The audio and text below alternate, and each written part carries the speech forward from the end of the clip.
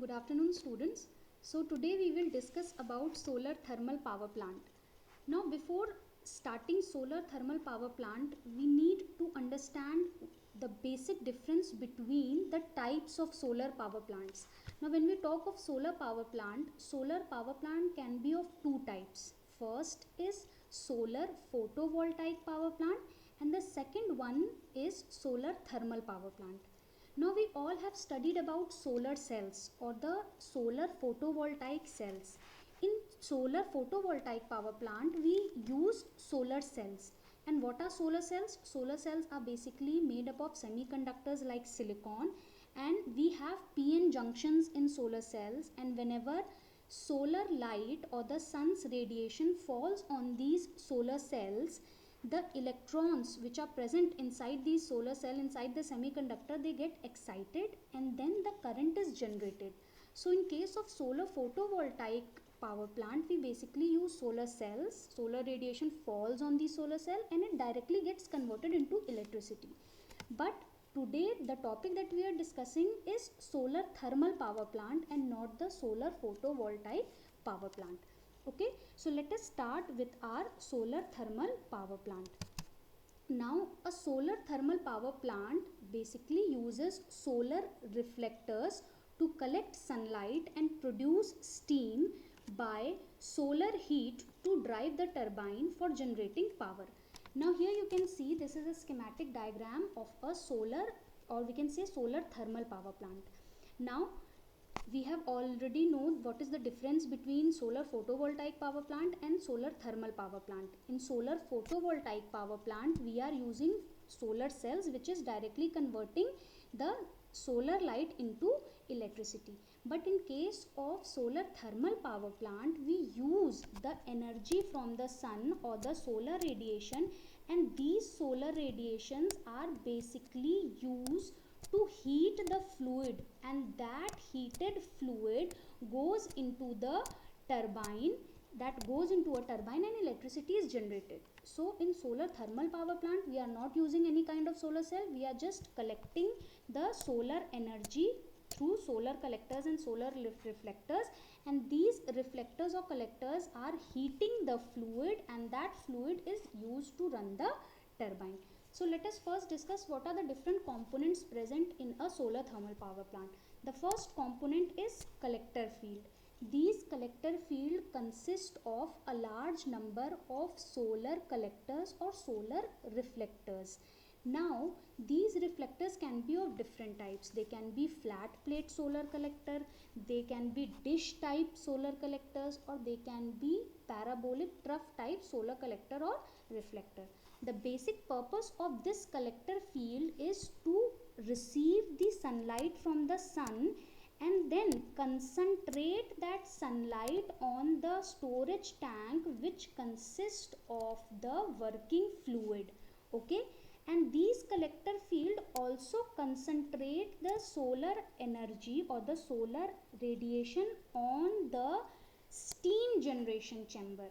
Okay, so these solar collector field or the solar reflector field, their work is just one, and that is to concentrate the solar energy on the storage tank which has the working fluid, and also concentrate the solar radiation onto the chamber which is used for generating steam. Okay, so I have told you the shape of the reflector or collector can be different.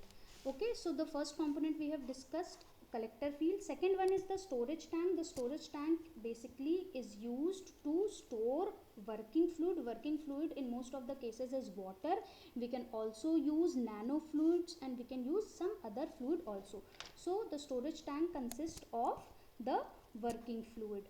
Okay, then here you see there is a chamber which consists of heat transfer fluid, and this is basically heat transfer fluid heater, and you can see the input over here is fuel. Now we need to understand what is the use of this unit. Now solar thermal power plant generally, or if we go by the name, then the solar thermal power plant should use only solar energy. But then there are certain cases or there are certain situations in which we are not able to receive 100% solar radiation, or there can be certain areas or certain season where we cannot receive the accurate or the required amount of solar radiation. So in that case we can hybrid our solar thermal power plant, and we can also use the supplementary fuel system. Here you see that this unit is basically a supplementary unit which is attached to the solar thermal power plant, because there can be certain season or there can be certain areas where the accurate amount of solar radiation is not available. So there we can also use this working fluid with the help of these heaters which are fed with the fuel. Now these fuel can be coal, or these fuel can be natural gas also. Okay, similarly the next component we see over here is the solar steam generator. Solar steam generator is basically that unit in which steam is generated by concentrating the solar light on this unit. Okay, so we already have this heated fluid which comes into this chamber, and again solar light is concentrated on this unit, so the hot fluid is converted into hot steam. Here also we have hybrid this with a fuel steam generator also. Here you can see this boiler, and this boiler is fed with fuel. Now this fuel can be coal or natural gas. Here also similarly, like the heating fluid, here we are producing steam also with the help of fuel. So there are basically two units, one unit in which steam is being produced by the solar radiation, and in other unit steam is being produced by the fuel.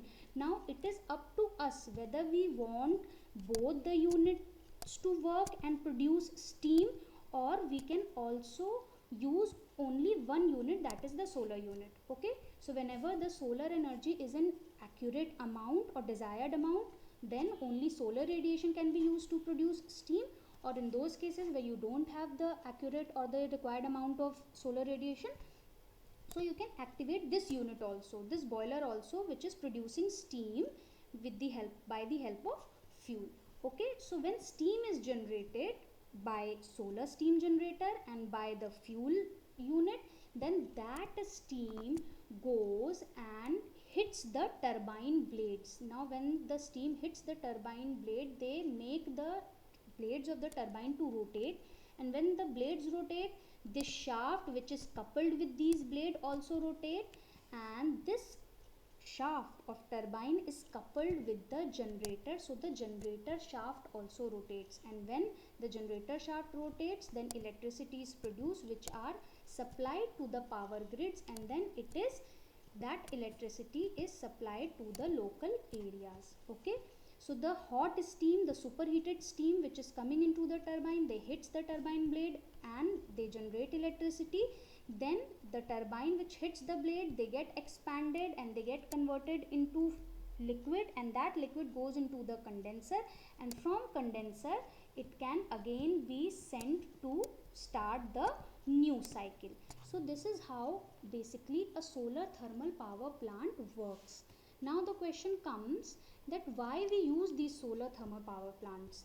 We use these solar thermal power plants because if we only use thermal power plant in which coal is being used, then it becomes very costly, and there are certain areas where we cannot supply coal and produce electricity by using thermal power plants. So in those areas where we cannot supply coal easily, there we can definitely set up solar thermal power plant, and we can use or harness the solar energy to produce electricity. And we also know that coal is a kind of energy which get exploited with time, and with time it can become vanish. So we will try to use those energy which are always available, or we can say the renewable energies. Okay, coal is a non-renewable energy and solar energy is a renewable type of energy, so we can use solar energy to produce electricity. And definitely in those areas where the solar energy is not in the desired amount, we can always club it, or we can always use a hybrid power plant where we are using solar energy also and we are using fuel also. Okay, so if you have a close look, you can see the basic principle is same like any other power plant, only the input energy is the solar energy. So today this is all, and in the next video we will come up with some more interesting topics of non-renewable energies.